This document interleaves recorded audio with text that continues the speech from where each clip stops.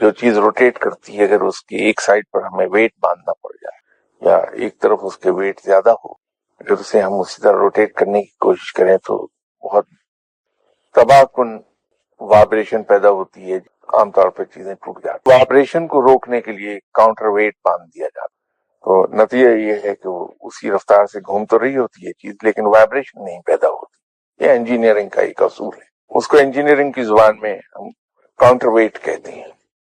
तो इंसानी जिस्म के अंदर, इंसानी साख्त के अंदर अल्लाह ताला ने जो नफ्स रखा, उसका काउंटर ज़मीर कर दिया। इंसान अपने फायदे के लिए अपने पड़ोसी को तंग करता है, ये नफ्स है, लेकिन ज़मीर हमारा फौरी तौर पर उसको रोक लेगा।